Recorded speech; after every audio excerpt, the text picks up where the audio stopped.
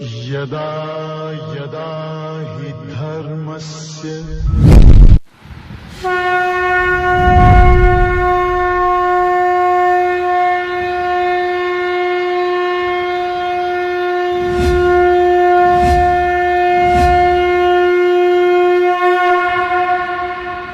ओम प्रपन्नपारिजाताय तोत्रवेत्रैकपाणये ज्ञानमुद्राय कृष्णाय गीतामृतदुहे नमः. May the Almighty Sri Lord Venkateshwara bestow all kinds of prosperity, health, wealth and eternal happiness with Paripurna Lakshmi Kataksham to you and your entire family members and friends. Let us begin Bhagavad Gita, verse number 7 of 7th chapter. Verse number 7 of 7th chapter. Shri Bhagavan Uvacha Mattah Parataram Anyat Kinchidasti Dhananjayan Mayi Sarvamidam Protam Sutre Maniganayiva. In the last session we saw the God concept should be realized through 3 steps.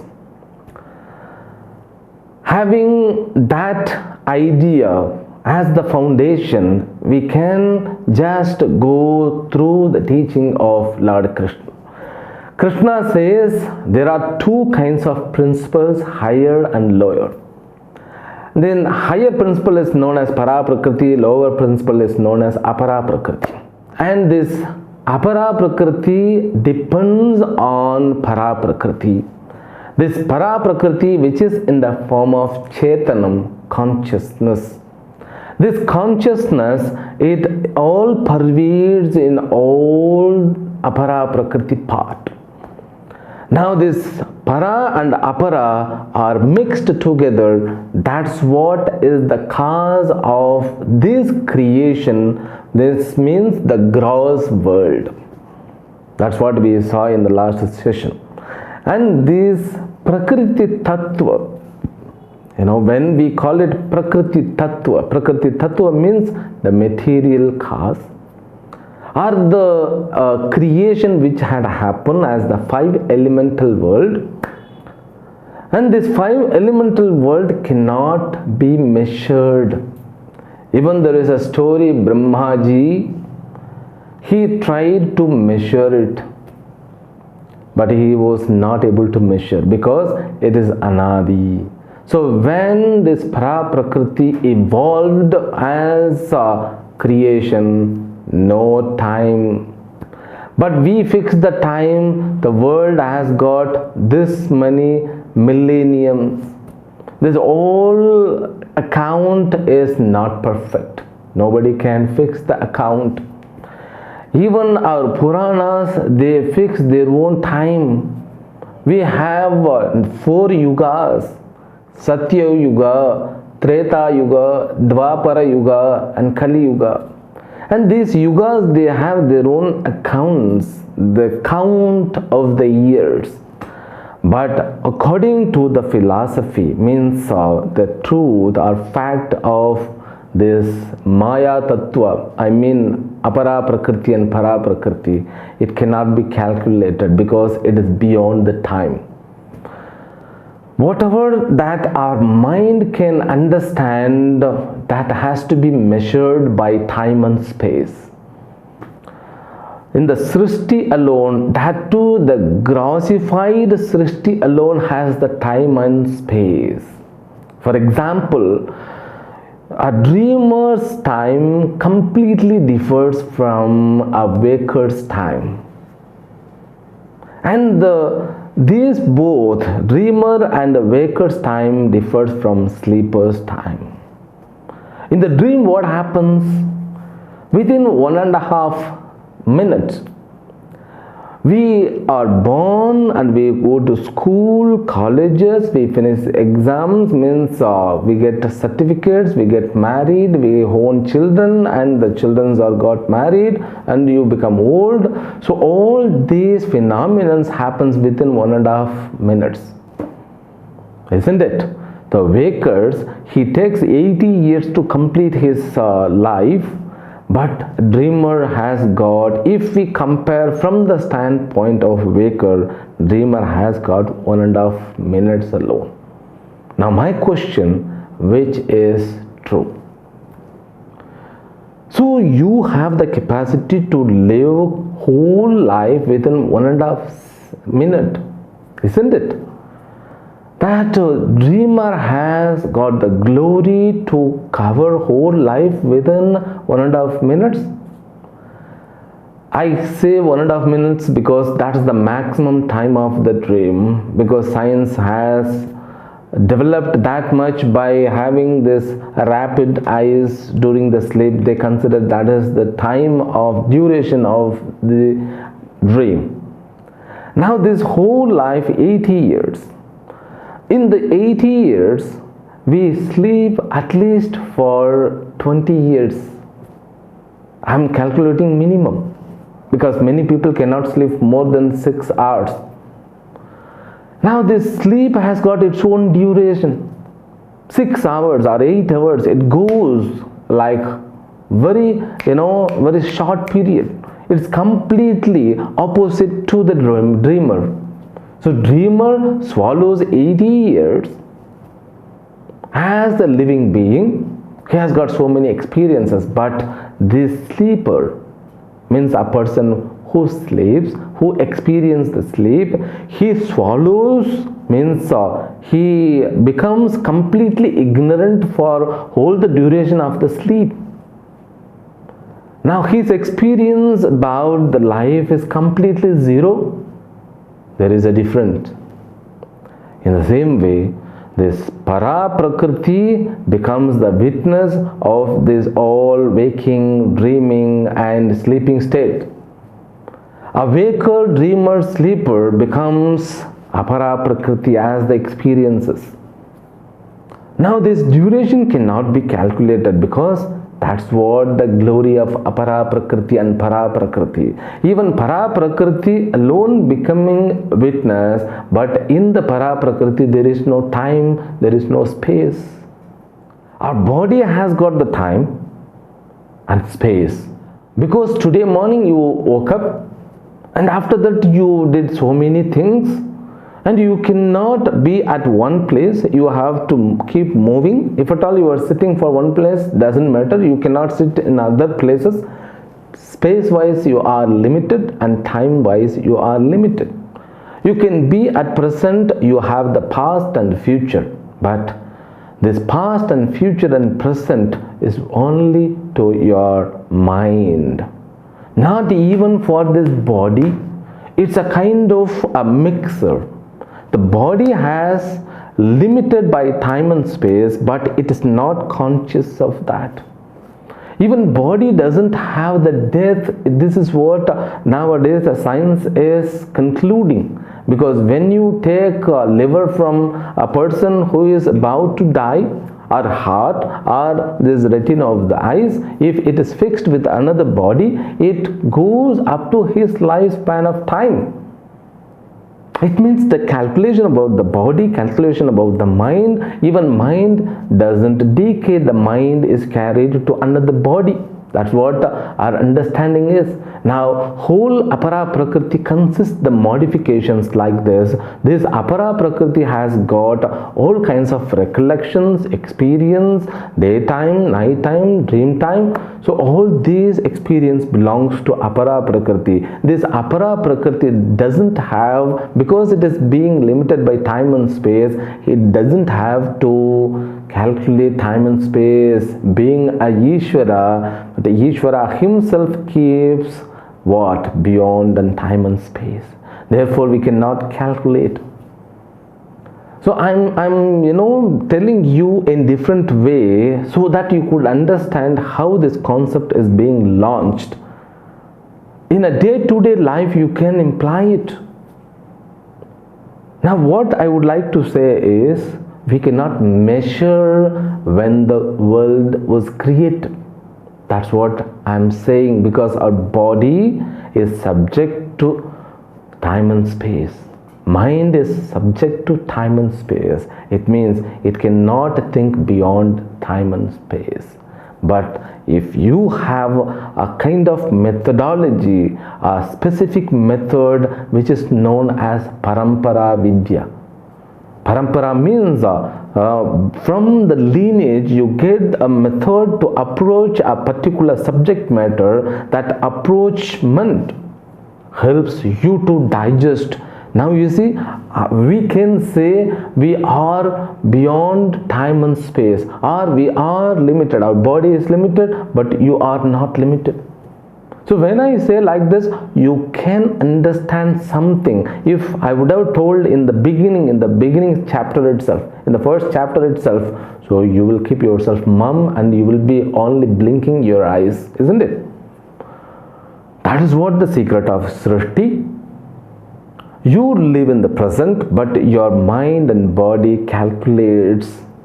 Calculates means they have to change according to the time and space. So with that calculation, you cannot calculate from the standpoint of waking calculation to dreaming calculation. No. Therefore, we have to understand as it is. Yes, world is as the apara prakriti. That's all.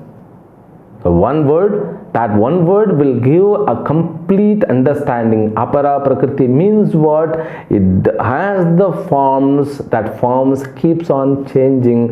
It is also called anadi. Anadi means what?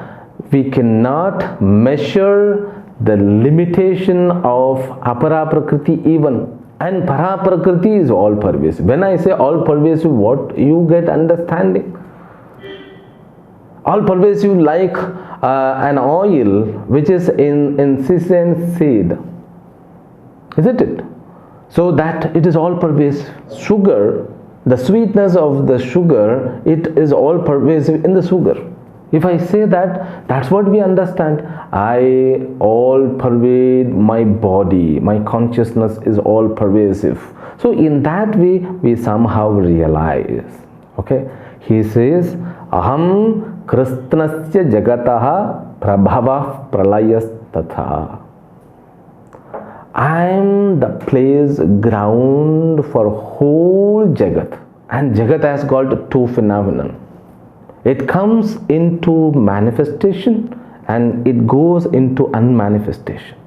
We don't call it creation. Creation means what? Coming into name and form is known as manifestation. The creation is the manifestation. The creation means a pot maker, when he makes the pot is manifested. That manifestation happens every day in our day-to-day life. When we wake up, we manifest ourselves. In other words, Vedantic word is there. It's a projection. It's a kind of self-projection. I project the world and I resolve the world. It is possible. My world is projected by me and my world is being dissolved or resolved by me. Or I can say in another words, the projection of my world, I am the ground. For the resolution of my world, I am the ground. In the same way, Ishvara says, this I, which is experienced by every jiva, is none other than para prakriti. This apara prakriti goes into para prakriti and comes into manifestation again. Isn't it? Now, every day there is prabhavaha, means creation, and pralayaha, resolution. I am the author of creation and the resolution. Every thought, when it manifests, and the thought gets also resolved.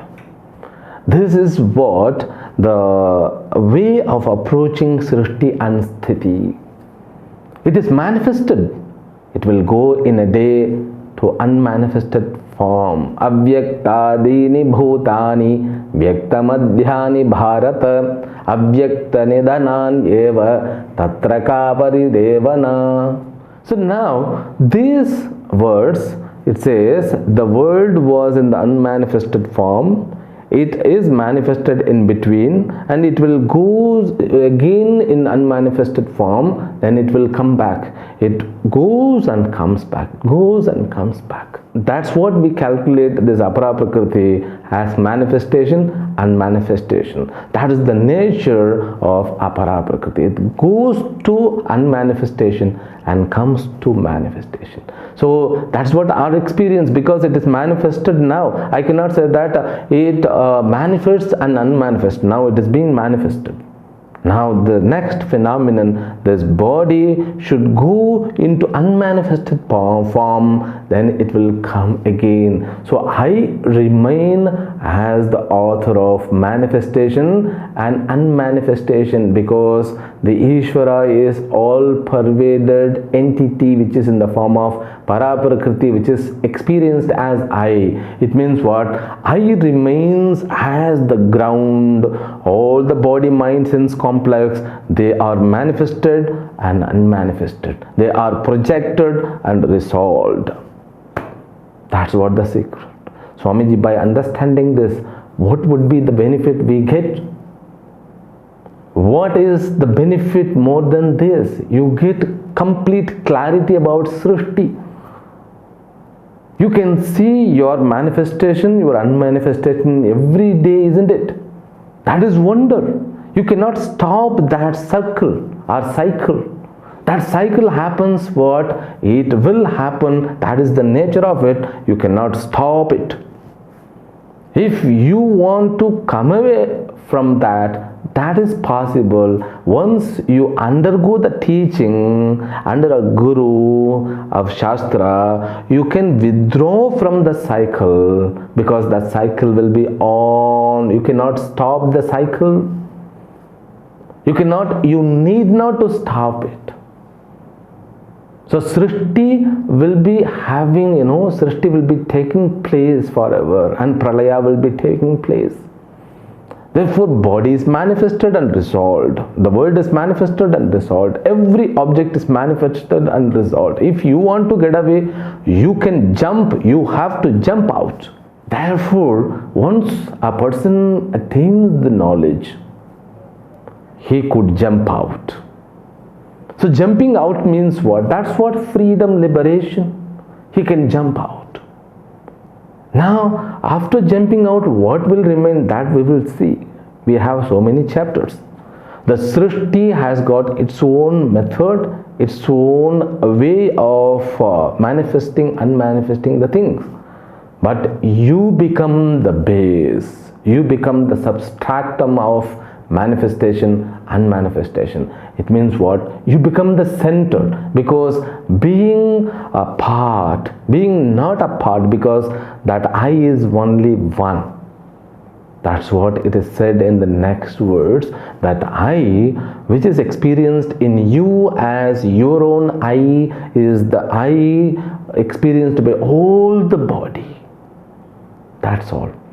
Swamiji, it's a little bit confusing. No, make a simple example. You take 10 mirrors, small, one by one, okay? So you take that mirror which is 1 square feet, one by one, and place them on the terrace, okay? And wait for 12 o'clock in the noon. So when sun comes at the top, now you look in the mirrors, how many suns are there? So if there is 10 suns, including one sun which is original, okay? Now these suns, the size of the sun, is it the same size which original sun has? No, but it is reflected. The medium is reflected. So you just break the sun, you will find a complete sun everywhere, isn't it? Now my question, the sun is reflected in every mirror. Is it one or many? That's all complete Vedanta. We call it Pratibimbavada. The consciousness is one. The bodies are many. Bodies are medium in which you can find the reflection. According to our karma pala, means according to Paraprakriti, the upadhis, the mediums, they differ. But the entity which is reflected, the consciousness, why we use the word reflection means we found ourselves.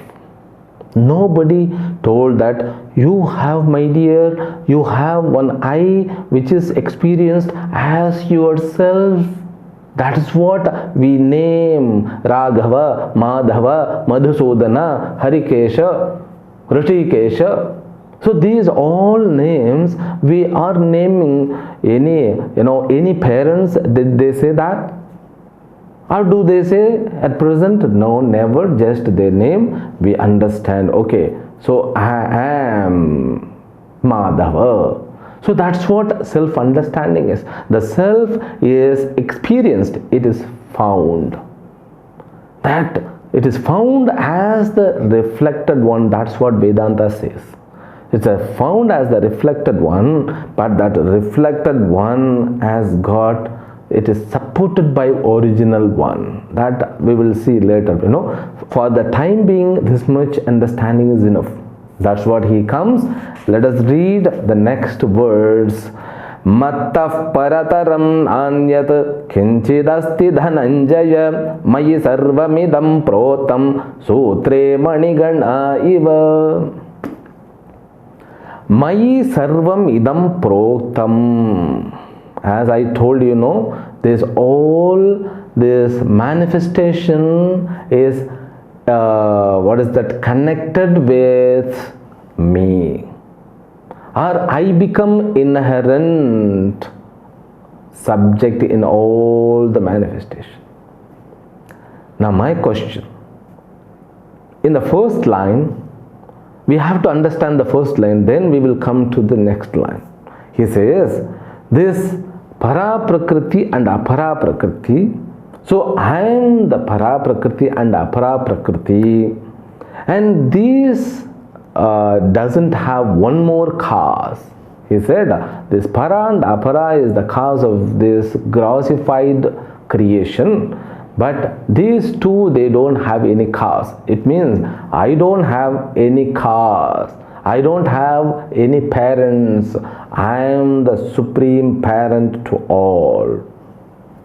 There is no anything beyond me. Mattaha parataram nasti. I don't have any cause. Parataram means one more cause. If you ask anybody, so how you are being created? Because of my parents. They would have their own parents. So everyone, they don't have their cause is the similar. It looks, every object has got its own cause. A mango sapling caused by mango seed. In the same way, there is banana sapling, it is caused by banana tree alone. So it seems to be that every object has got their own cause. That the cause of all the objects, they are differing one each other. But he says, so I am the cause of everything. I don't have cause. This all material cause is because of me alone. They look different, but they are not different. For me, I am the material cause of all, and for me, I am the para prakriti. It means what? He alone exists. And also, in him alone, everything is connected. Like you take the garland. In the garland, so many beads are there. That beads are connected with the thread which is inherent in the bead. You take so many parts. The parts are made up of clay, and now there seems to be many parts, and all parts are caused by same clay. Same clay means the same material. You can make different part from the different clay. You can make varieties of pot with the same amount of clay. The clay is the same in all pot. Now we can use that sarvam idam protam. Protam means it is weaved. When there is a weaving, so that weaving, a cloth has got its own thread. We call it yarn. Like that, this garland is connected, but the thread is not visible, only beads are visible. In the same way, every creature, they are individual creature, but all of them are connected to me. From the standpoint of para prakriti, from the aspect of apara prakriti, everything is connected with me. Therefore, we are completely connected with the totality. That is what the understanding. It means what? You are not alone, not alone, not alone. Because we have that feeling, I am alone, I don't have anybody. So I had my parents, after the parents whom I have. After getting married, even people feel that loneliness. I have to take care of myself. They separate themselves from this Ishvara. Ishvara exists. He is existing as inherent in all the objects. We are connected.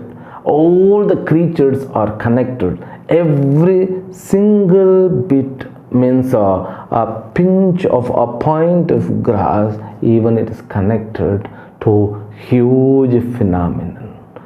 It means what? I am connected with the nature. I am the nature. I am connected with that power, supreme power. I am the supreme power. You won't find the difference thereafter. These words has to be understood a little bit more. That we will continue in the next session tomorrow, in the next episode. Harihi Om. Om Purnamadah Purnamidam Purnat Purnamudachyate Purnasya Purnamadaya Purnamevavashishyate. Om Shanti Shanti Shanti. Harihi Om. Shri Gurubhyo Namaha. Harihi Om.